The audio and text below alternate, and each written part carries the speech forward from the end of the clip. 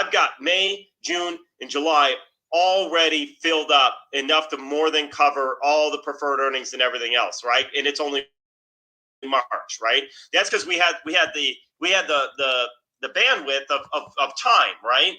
You put a house up on short-term rental. Now, I'll be honest, most of our properties, almost every one of them, books within a few hours of going on short-term rental, and typically they get a booking for the book and come in within the next 1 to 2 weeks, right? That normally happens, but it doesn't not always guarantee that the entire first month is filled, right? Because there's not as much leeway when people vacation, right? So this mitigates some of our risk in that. So the idea would be either one, the owner of the property makes the investment. Two, you guys could be working to build your own capital partners to fund your furniture deals, right? I mean, we have the capital partner portal. We've got a whole page on it. It's actually in your quick share app on Next Gen, how to earn 18% or more on your money. So you might have people that are in a real estate investment association or are investing in different things, and you just say, hey, look, if you want to earn 18% on your money, you ought to check this out. Now, just to help everybody out, so you have no concerns on this, check this one out. This is not, just to be clear, this is not a security for our investor partners. I'm going to repeat this. It's not a security, because when we work with partners that are funding furniture, they are not part of the LLC. They're not investing into an LLC for equity ownership. They are actually lending. Well, the way we normally structure it, even to a deeper degree, is they're basically leasing furniture. That's how we typically, they can do line of credits too, and they could be considered a private money lender. For their own sake and for the ease of us, I actually like shifting that model to instead be a lending of furniture, leasing furniture. There are some tax benefits that you get when you lease furniture too, because they can basically take advantage of massive deductions today if they want.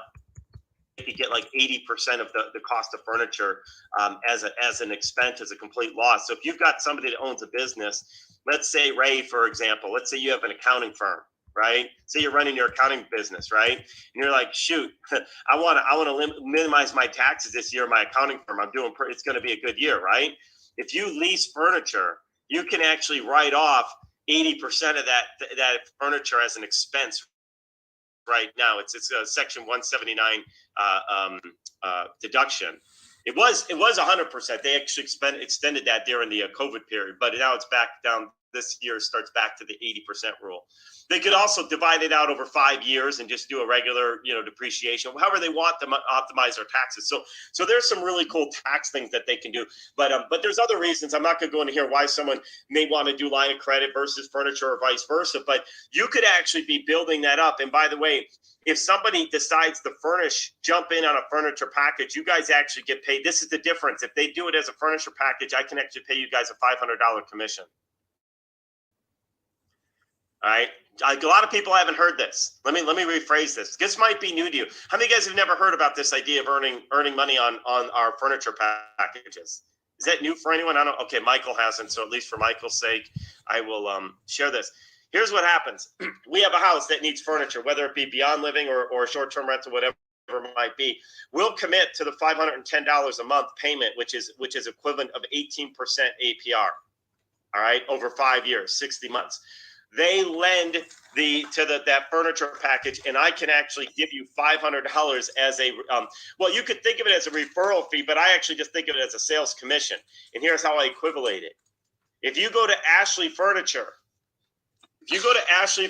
this weekend or today, tomorrow, you're going to see people and they're trying to sell you a couch and a table and a chair and a sofa and a bed and whatever else you might need in your house. They're going to convince you, Ray, that your couch is no good for your back posture. You need a new one. Here's why.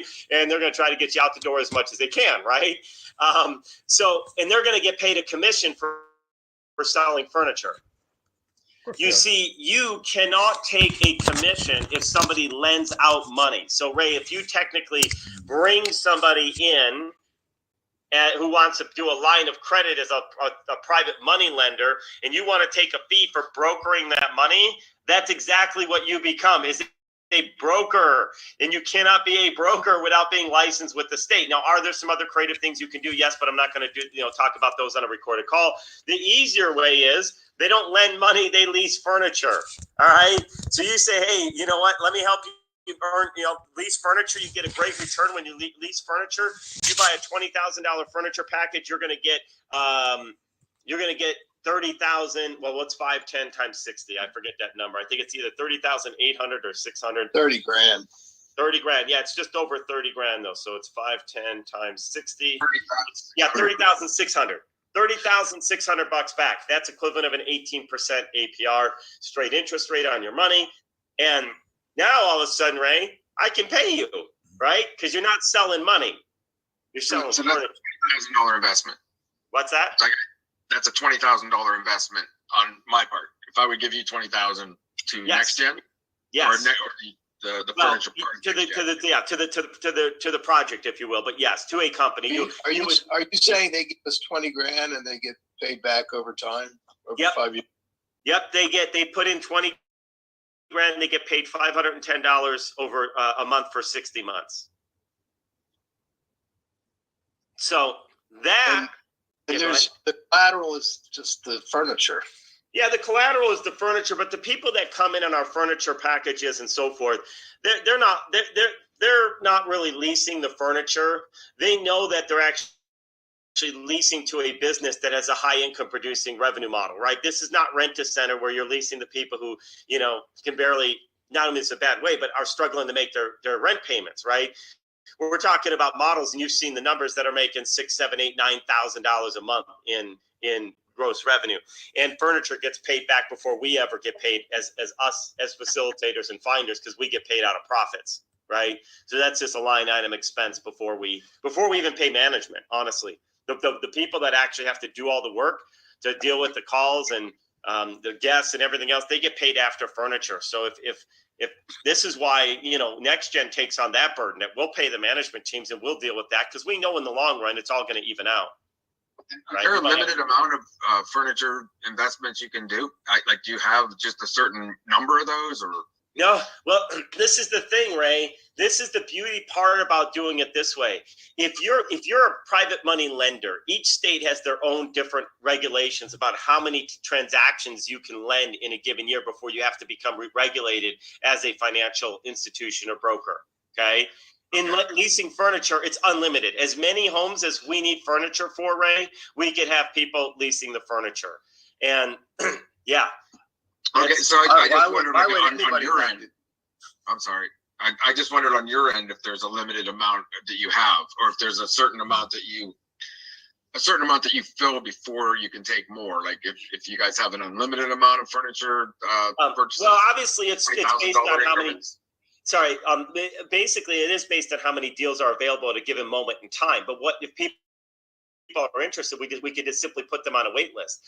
I mean, look at it this way. Alan's got 5 homes right now down in that area. If we filled those with Beyond Living residents, guess what? We need furniture for those homes. Yeah, so you could do like 100,000 right there with 5 places. You're talking $20,000 increments, correct? Yep. Is that the limit? Yeah, well, actually, it doesn't have to be 20,000. Here would be my recommendation, though, and I'm not saying we wouldn't do 10,000 to do it differently. It's very hard for us to split out which furniture goes to each person. Like if you say, Keith, I want to put in 10, and Michael's like, I want to put in 10.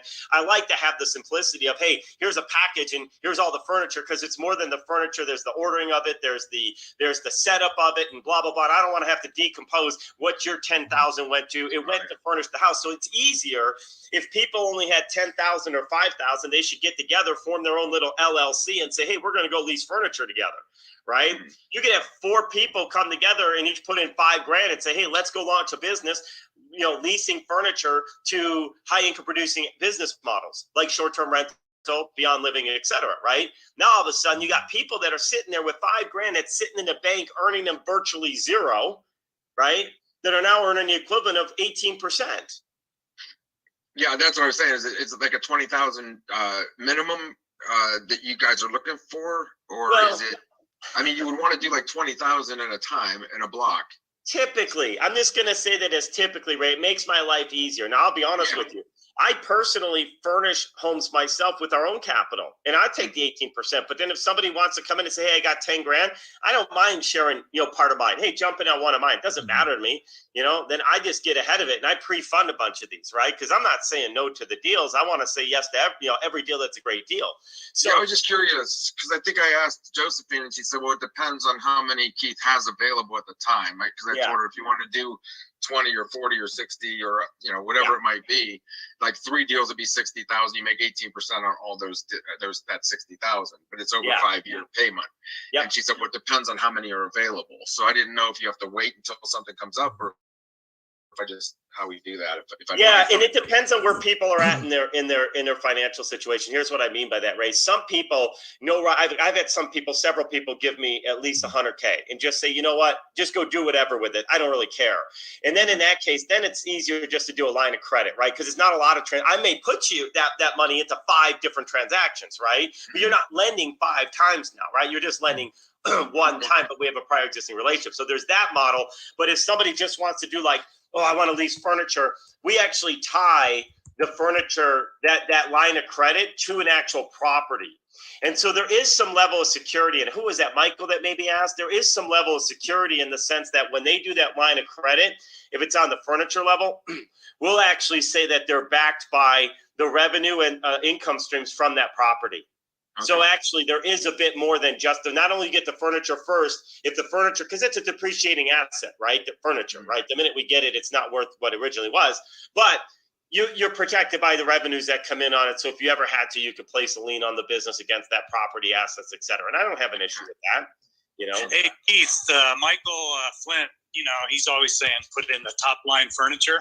But if this is going to be going to Beyond Living in 2-4 months, and this house Alan has in Jacksonville is not in a high end area. We would probably want to put in lower end, like maybe 10, 15,000 furniture. Yeah, and keep in mind, Michael doesn't always put in top end furniture. That's also very, it depends on the type of property too, because he also goes to wholesales. We've actually had him furnish one of our places, and in fact, I'm replacing some of the furniture because it's too low in grade, in my opinion. But the property is still doing great. You don't always need to have top end furniture, but you want to have good furniture, right? Like it looks nice, etc. So there's a balance there. So your question was, what was it? Repeat your question again. Well, this property is going to be going into Beyond Living in a few months, so we don't want top of the line furniture in there, especially if it's in a lower end area. Right. Yeah. So here's what we found, and we furnish places around the same budget. We just might do more furniture in a short-term rental than we would Beyond Living. We might, extend the amount of things. We've got Josephine, who's not on the call, I don't think, but she's got a property. We've got a higher end short-term rental in Northwest Las Vegas area, right? I'll just leave it generic like that. And that property, we're getting about $499 a night on, and the competition is around $330, $350. But it's been completely remodeled, and we spent a little over $20,000, but that had to include appliances because we bought it renovated. So that property, Mark, we know how to furnish it on a budget so it can still get booked very well. All of our properties have almost, whether it's short-term rental or Beyond Living, we're using almost the same sets of standards. All of our kitchenware is the same. Our entertainment center is typically the same. Our couches are even the same because they're replaceable. They're modular. So if something happens, we could just swap out one piece. But the question now becomes, okay, how much patio furniture do we put in there? Do we do a little higher grade patio furniture versus lower grade? So there are some items, at least, Mark, that we're doing. But in general, you want to be careful what you invest in your furniture because you might have to replace it. And if somebody breaks something and it doesn't get reimbursed, that becomes a more expensive replacement. So you just got to be careful. It's a balance line. And the other thing is, as we grow this more and more, Beyond Living, we're buying all new furniture currently for Beyond Living. I mean, that's just currently our model. We want people in our Beyond Living homes to love the home that they're in. We want them to feel really good about where they live. And there's the business model supports having newer furniture in there. I'll call it new, but even if we had to go newer, right? So we're not looking in Beyond Living even to skimp off a Facebook marketplace. I don't want to bring in couches or anything that might have bed bugs on them or mattresses. You know, we're really trying to make sure that people love the environment that they're in. And so for us, that's pretty important. Now, if we had more homes than we had funding for, yeah, then we have to figure out how to make it work, right? You know, I'd rather get people off the streets and have not as nice of furniture. But when the model can support it, which it typically does, that's not an issue. And with the Agile group, everything's shifting with the Agile group in a very positive way, in that our models now and how we're investing in some of these businesses, Agile group, I believe, is going to help us raise $15 million. So we have the ability to bring in more furniture as needed. So, you know, I don't know if the furniture packages will be out there forever or not. Obviously, our Agile group will get the first options, but, you know, Agile group could also just invest in the homes, right? If they don't have to invest in the furniture and we could use their capital to go buy homes, whether it's cash or down payments or whatever else, that works too. So there's a lot of moving parts, if that makes sense, guys. But if you just think of it as anybody that's sitting on some capital. So Ray, I just really wanted to illustrate to you that yes, while 20,000 is basically how much a package is, do we have ways to parse it down to smaller amounts? Yes, but I want to do that with careful intent, not making it like chaos. I mean, imagine if everybody wanted to put in $100, like, oh my gosh, you know, we'd have to, yeah, how we're going to distribute out that 18% and send out, you know, 100, it's going to cost us more just to send out those payments. But that's the idea. But I do want to have a solid source of capital. So if you did do a $20,000, are you saying you're guaranteed 510 a month? It would be just a return, like just direct deposit to the account. Like say I set up an account, it would be 20,000 to this to do the one project. Say wherever exactly. You're going to need, you need the 20,000. You can do it however you want, but in my end, it's going to be a 510 a month for 60 months. Exactly. So yep. And we typically always structure those deals to that point, Ray, where it's tied to a specific property, just so you actually get not only the furniture, but a claim and rights to rents received and things like that if you don't get your payment. So it gives you even a little bit more protection than just furniture and a payment. Yeah, so it's not so automatically. So how does that take effect then? If say I would do something like that and put 20,000 towards something, does the next month does a payment of 510 start? Yep. 30 days. Yep. 1 month after we get your deposit, right? So we send you out this line of simple furniture leasing package form is what we actually do, right? Furniture leasing package, and then you'll sign it, and then you'll make a direct wire. We'll get it, and then we'll say, okay, great. 30 days after that, it's paid in arrears, right? You've accrued, you know, your 18% on that money, and you'll get a payment of $510, which will be split between principal and interest.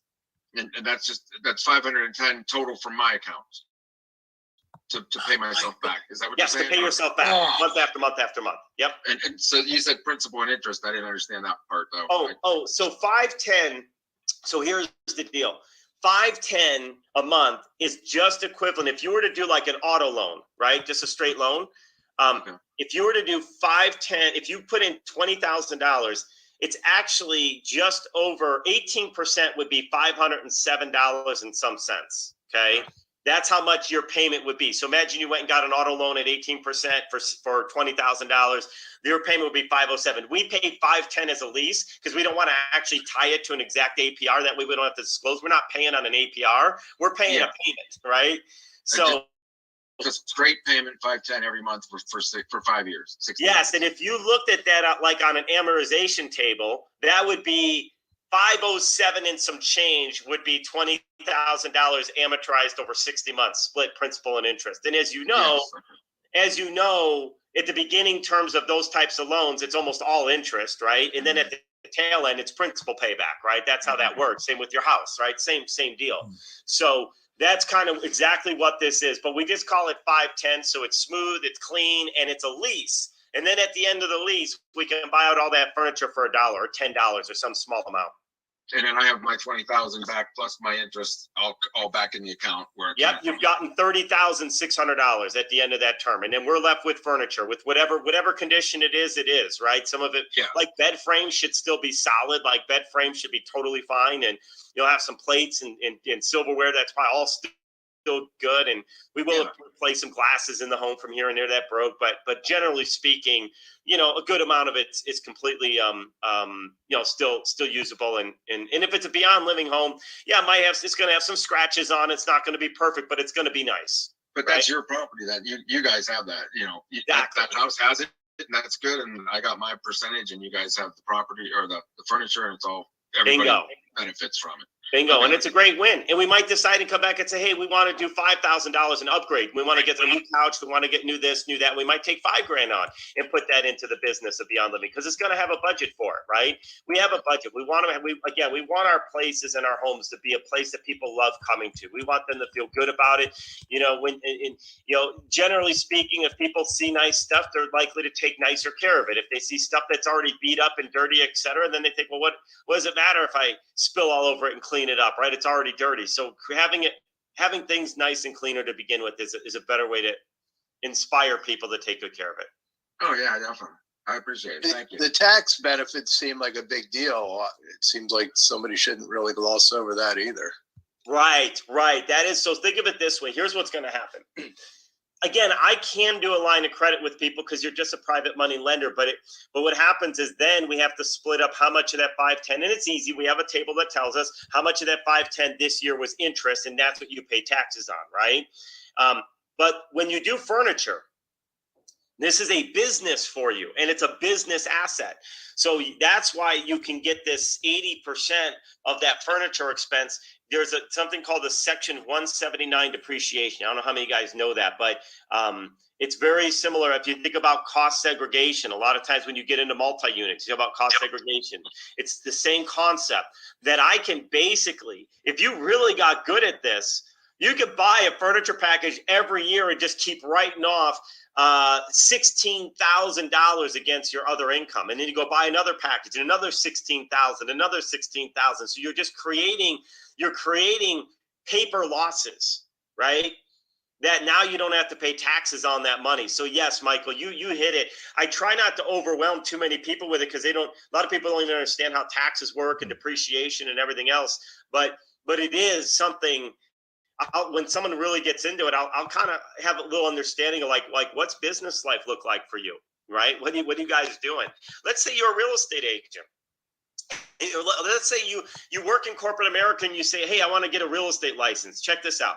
I want to get a real estate license. So you go out and you get a real estate license and you decide, you know what?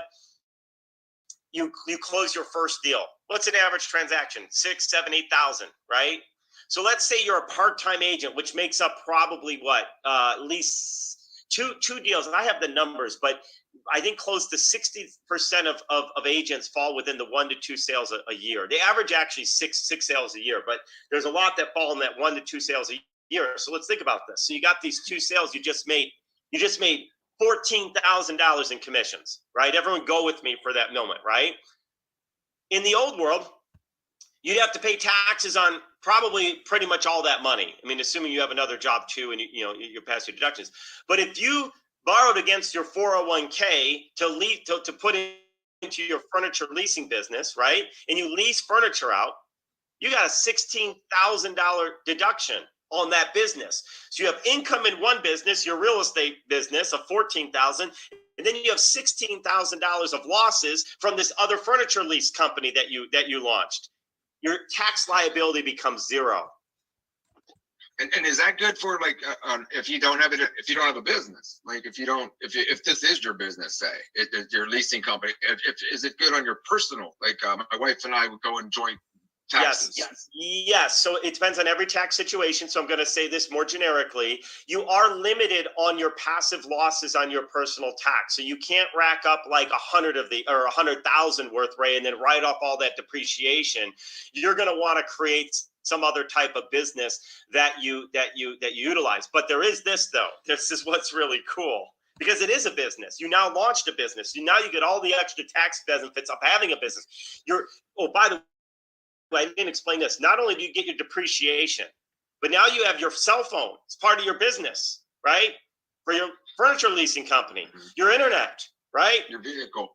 Right? You might be going looking for properties to invest furniture into. Who knows, right? You should have that part of your real estate thing. But here's the deal. Check this out.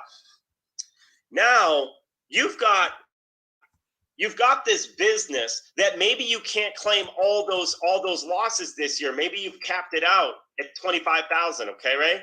Okay. Those extra losses could carry over to next year, and then the next year, and the next year, and the next year.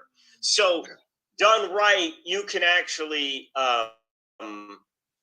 you can really have this covered. Okay, I'm going to do one more. This is going to be a side bonus thing for you guys, and I know this is way more than I planned on sharing today. This is like tax strategy 401. Does anyone want me to share this higher level tax strategy? Okay, all right. You guys want to know another real secret here? Watch this. Watch this. Okay. If you learn and understand the power of C corporations, okay, the power of C corporations, most of your accountants are going to tell you don't do a C corp, blah, blah, blah, and you're going to get double tax, et cetera, et cetera, et cetera. Just follow me for 1 minute, guys. I'll do my best. I'll slow it down just a moment so you guys can keep pace with me. And I do have a call at noon, so I'll do my best to get to your analysis, Mark. But if not, Alan's the reason we have to break at noon because we have a call. Anyway, and it's his property. But check this out. Imagine what I love about a C corp is that a C corp, unlike an S corp, unlike a sole proprietor, unlike a partnership, you can deduct all of your medical expenses for as long as every employee in the corporation gets the same deductions. So my corporation is amazing. They cover 100% of all medical expenses. That includes chiropractic, that includes aspirins, that includes my anything medically related, my dental things, all of it. Is everyone following me? All right. Let's say you have money sitting in a 401k, $20,000.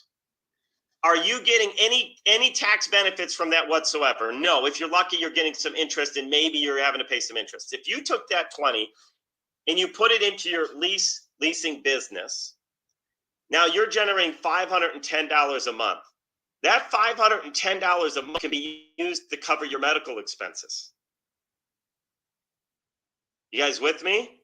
All of my medical expenses are now paid for by this furniture that's been covered, and I'm now sitting on a $14,000 or $16,000. Again, you could depreciate that out. You could do $4,000 a year for 5 years if you want, right? Maybe you just want $4,000 off your taxes or take it all in year one. But now I also get the depreciation expense to lower my taxes from my other income, right? So I don't have time to go in depth into all this, and it's going to be part of my advanced tax strategies is going to be part of the silver membership. Because all this stuff is not needed to run your real estate business. This is all just bonus stuff for you guys that want to get more, save money on taxes. It's worth $49 a month to learn this stuff because you're going to realize how quickly. I just showed you, Ray, how to take a furniture leasing package and have it cover your medical deductible premiums, medical paid for, tax free. Because most people are paying their medical expenses after the government has already taken money out of their paychecks, right? That's how most people live. Who wants to live differently and basically legally be able to have your medical expenses tax-free to you? But you got to go outside the box. Unfortunately, most, I'm not going to say most because I don't know, but a high percentage of accountants, and I just know this because I hear the stories and people coming back. Once I share these stories, I brought up being a C Corp to my accountant, and they said, no, don't do that. You're going to get double taxed. No. Your goal is to drain your C Corp to zero. When you learn how to drain your C Corp to zero, there is no double taxes. When you learn how to drain your C Corp to a low amount, you'll pay 21% in taxes, but then you can have rollover that continues up to $150,000 to $250,000 depending on the structure of your organization, et cetera. So you basically can have accumulated earnings of $150,000 that you never have to pay taxes on personally, just at the corporate level. That avoids your Social Security, Medicare, wages, payroll taxes, all that other junk. You just pay 21% income tax and you keep rolling that in. And what do you do with that money? Well, when another furniture package comes up, you go invest in furniture. Boom, there's more income coming in to pay more of your medical expenses, right? You guys follow what I'm saying? Let other people pay for the things that you want in life. So again, I can't go into all that here. It's super advanced, but I'll tell you, it's super powerful. Yeah, so anyway, I did not, somebody said, put this in. speaking regarding starting a C Corp. Okay, by the way, you only want one C Corp, just in case you get into this. You only want one C Corp, and you want that to be in the state that you're in, and you want it to be part of your active business, and you want to be an employee of that business, et cetera, et cetera. So just, I can't give you everything here, but I want to make sure you guys aren't out there starting a bunch of C corporations. You want to have your C corporation can own other LLCs, and you can own the LLCs. I have a holding. Really, your holding company should own your C corporation. Your holding company should own most of your other LLCs, but that's not always true. Sometimes you want extra income coming into your C Corp because you need more income to cover all those medical expenses. Denise, all of a sudden you decide you're going to go get some dental work done. It's going to cost you $5,000, right? And you're like, oh shoot, this really stinks. But isn't it how life happens, right? Things happen, and dentists aren't cheap unless you go down to Mexico. They do a great job, I heard, by the way. You get great things. But anyway, so you're like, $5,000. How do I get $5,000? Real simple. How do you get $5,000 more into your C corporation? And now it becomes a deduction to your C corporation because it's an expense reimbursement, medical expense reimbursement, right? That's why sometimes, yes, you want your C Corp to find a way to earn more money. All right. So I'll go pick up another furniture leasing package, or 10 of them, or whatever that. Well, one of them, 10 a month is $6,000 a year, right? Right. So Denise, watch this. Sorry guys, I know I'm going way off the tangent, but Denise, you got to figure out that dental expense. Here's what you do: you borrow 20 grand from your 401k. Invest it into loan it to your C Corp. Your C Corp then buys a furniture leasing package, generating $510 a month or $6,000 of income to that business, to that C Corp. There's $6,000 for your medical deduction. I know I went fast. And there's no tax penalties or repayment plans on your 401k, from what I understand. You just, that money, you don't have to pay any tax or penalties. Well, you have no tax. Your own self-directed 401k for a C Corp. Well, generally speaking, it depends. So my general speaking, if I think about most people's traditional 401ks that they have with an employer, you can take up to $50,000 or 50% of your total, the lesser of. But here's the deal. That you will have to pay interest back on your 401k loan, but that interest just goes to yourself. So it's not a big deal. So it's like, okay, so I have this extra interest going back into my 401k. Unless you're past a certain age, then it changes a little bit. If you could start taking distributions and all that other stuff, right? So I'm just talking very generically, but just follow the concept, whether you got it 100% or not. Just walk away with this today. Understanding C corporations and how to use them to minimize your taxes is going to be a very important strategy for you guys to build your wealth faster, right?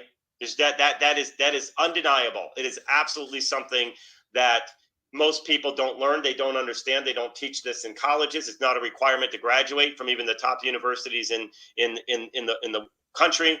So there you have it. You're ahead of most just by knowing that there's something out there. And then, like I said, I'm going to put this together in this advanced training. I just haven't gotten to it because we've got this other stuff that we have to get out of the way first. So sometime Q2. My hope is to get our silver membership advanced training stuff up for you guys. I'm going to roll them out in a series of sequences for you. But good stuff. Yes, no, maybe. What are the qualifications to be a resident in Beyond Living? Great question. The answer to be qualifications to be a resident in Beyond Living, actually on the beyondliving.org website, if you scroll or click about, there's actually a video that describes the qualifications. So it'd be perfect. That'll answer it. So you can get it there because it's about 8 to 10 minutes, and I describe what the qualifications, the top level qualifications. Well, okay, because I was looking at it and I'm wondering, because we almost have one right now. We have a 5-bedroom and a guest house that is fully rented, even the couches, even the cubby holes. And by basically, I don't know, people that are all on their Social Security or getting SSI or drug addicts or ex-drug addicts or whatever, and they could all use jobs and help. And so, I just was talking to Robin on the phone saying, what about if we just turned it into a Beyond Living? Originally that we were going to do something like that anyway. And the deputy sheriff said to me, he said, you know what this town really needs is adult foster care. And so I was looking at that because I think and basically a lot of these people are old. It's a little combination of adult foster care and kind of the bottom of the barrel. And they don't take that good care of the furniture. We've got lots of furniture, you know, and as we buy properties, we end up with a lot of furniture. Right. So what's going to happen is that there's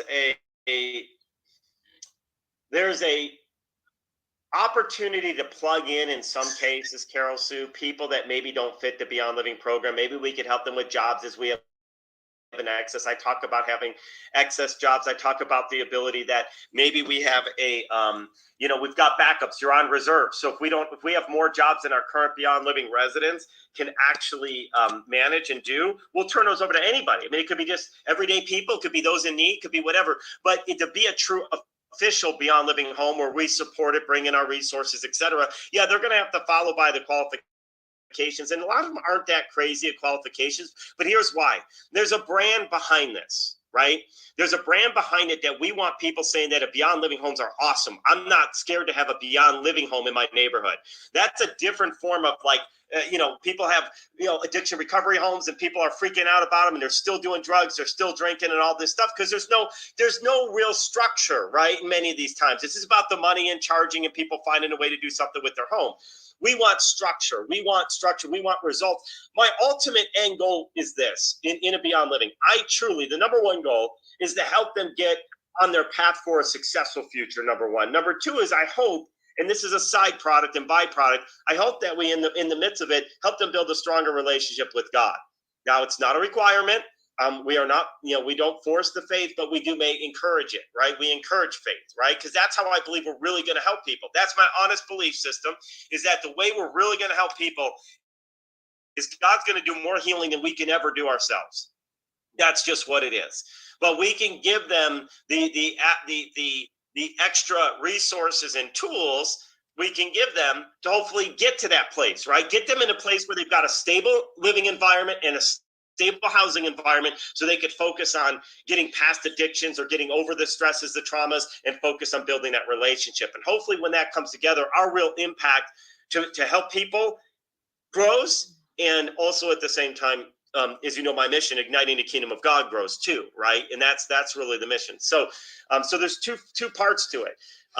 So with that said, you mentioned this house. Yeah, it sounds like some of those people probably may not qualify to be an official Beyond Living home, but we might say, okay, what we're doing in areas is building relationships with local resources. So we could say, you know what? Why don't you go to Crossroads, which is a addiction recovery program? Why don't you go to Crossroads for 90 days? If you complete Crossroads successfully in 90 days, now you could qualify to come into our home. Now that you've been clean for 90 days, and then you have to stay committed and go on a regular basis, now you can be in our official program with a place to live and everything else. And you don't need housing when you go to Crossroads because they've got it there, right? So we're helping, and so it might take some, which might be good too for you, and it's for you and Robin to figure out, but you might decide we need to do some sifting here, right? We need to start, sifting out and pulling the gold out of the dirt, and that's who we keep in the homes. And let's try to find, separating the chaff from the wheat, right? That's maybe what needs to be done, and that could actually provide a more successful environment and maybe less stressful home, and because you don't even have to manage it when it's a Beyond Living home. We bring in the management, et cetera. Maybe you're not managing it now, but either way, for anybody's thinking. We are managing it now. And we actually gave them, most of them a 90-day, very nice, 90-day notice to leave. And that was almost a year ago. And they're still there. So, to me, it's about being your word. If you say get out, make them get out. Yeah. But it's not up to me. Hey, Keith, how does it work if a resident becomes a manager of the Beyond Living home? Then what happens in that case is part of their job. Remember, they have to work at least 20 hours a week, right? That's going to help. If they work 20 hours one way or another, that's going to help cover the cost of the program for them to live inside the home. The extra 20 hours is then for them to figure out where they want to work, go to school, do whatever's the right path for them. In that case, Mark, somebody who becomes a house manager or leader a house leader in a Beyond Living home, that becomes part of their job. We're actually compensating them as part of the work that they're doing. That gets accredited towards that 20 hours. Does that make sense? And they will typically, depending on the home, not a guarantee, but typically then end up with their own room, more of a private room, just like RAs when you're in college, they typically had their own rooms and so forth. So they become more of a leader. That's how that works. And I did not see if Zion applied this weekend, but I was not around. I was at a retreat, and I haven't followed up with our team. I don't know what stuff has happened or not happened. I've got the team working on so many different things. They're probably waiting on me on a million things as well. So, yeah, he was excited. He's looking for work too. Oh, cool. I love it. So did you get his name as well at all, or no? Just no, I didn't. Just got his first name. Hopefully he comes through. That would be awesome. Yeah, he was telling me he ran away from one of the homes he was in California. He was 14 or 15. And he's seen some bad experiences with some other foster kids. Well, I'd love to connect in and help him. Really quick, I'm pulling up this house. We still have 5 minutes left. So with that time, this is the one Alan had found down in Jacksonville, Florida, 5-bedroom, 2-bath, 1,500 square feet. Yeah, it's a casita. I believe the main house is 3 bedrooms. Okay. Oh, so does the casita have one of the bathrooms? So it's got. Yes. My guess then is it's got a 4-1 and then a 1-1. It's a 3-1 or 1.5 and a 2-1. Okay, so there's actually more than 2 bathrooms then, right? Yeah, they're one in each. At least. Okay. Well, that would help a lot because if you've got, for example, if there's a casita and the casita only has 1 bedroom, let's just call it a 1-1, then you've got 4 bedrooms and only 1 bathroom. So we'd have to figure out how to structure this property so we can more conveniently access the bathrooms for everybody. But the house for rent income restricted. So is this in a, I'm guessing this is in a lower class neighborhood? Yeah, it's not, definitely not, it's in a downtown area, but it's not like the worst. Yeah, I went on rent.com and I changed the rent 1,700. I had it on the analysis 1,900, but I found most of the rents were 1,300 to 1,600. Gotcha. So they're over asking for the rent is what you're believing, Mark. Is that right? Most of those were 4 bedrooms, but yeah. I think he's over asking. Of course. Okay. Yeah. What if you rent them separately? Wouldn't that then probably add up to the 2,000? Yeah, it doesn't matter what this is. I mean, the potential is going to blow that away no matter what. Yeah, I think so. I think Carol Sue, you're onto something that's important here. Is technically you might be able to get more than 2,000, but you've got to split it out. You've got to do like a 1,500 and a 600 or something like that. But renting 2,000 for all one is the same party. They can go somewhere else, and that may not actually be good for an environment. If you've got kids, you don't want them sleeping in a casita all by themselves where you're not connected. So trying to rent the whole thing out at its best potential value may not make sense. So there may be more value, and it may or may not make sense for Beyond Living to have them separated. So we'd have to look at the structure. But I like the footprint, 5'2", 1,500 square feet. That's great. I think there's definitely. Hey, Keith. Looks like, look at this. It was listed for rent in September for 1,900. Did he ever get it rented? Do you know? Keith, that's what I was going to point out. If you see the rent history he's got there, they're having problems renting it, so you might be able to get the rent down, guys. Yeah. I mean, he listed it for rent for 1,300. Then he raised it to 1,900. And I wonder if that 1,300 was only on one part of the house, and maybe that's where he was trying to split it up. Then he went to the whole house, and then now he's higher. You know what? Whenever things aren't selling, one word of advice is just keep raising the price. No, I was just kidding. That's usually that's not the problem. But I know that's how some people think.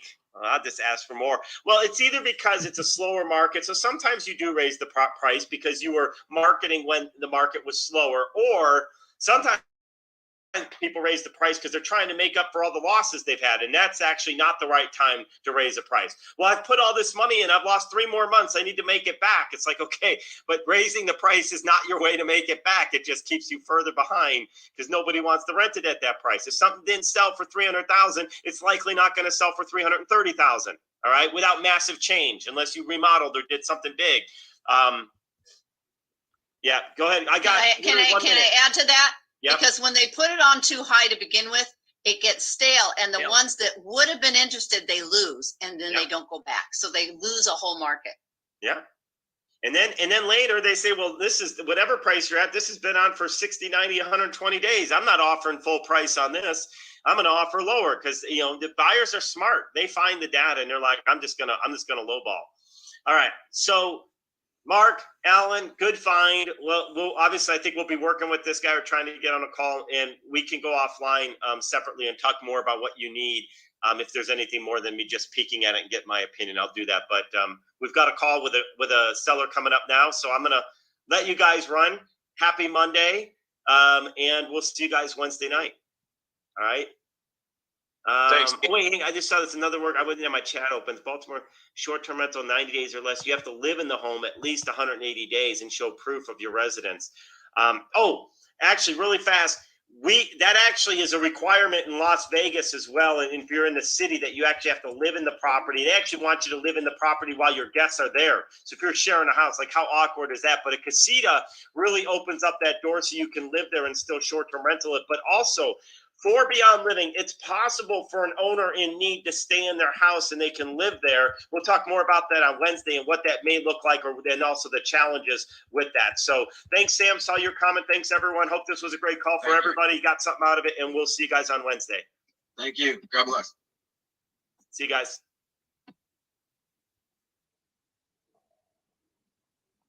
Recording stopped.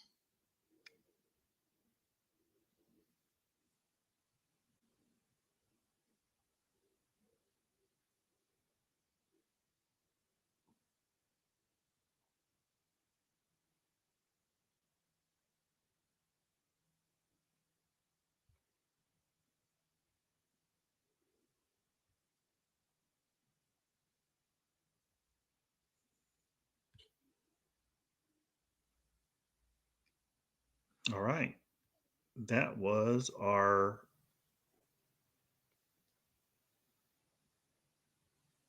meeting. If you want to know more about Beyond Living or Next Gen REI, go to samsilversolutions.com. samsilversolutions.com. And I will see you on the next stream. Make it a great day. Bye for now.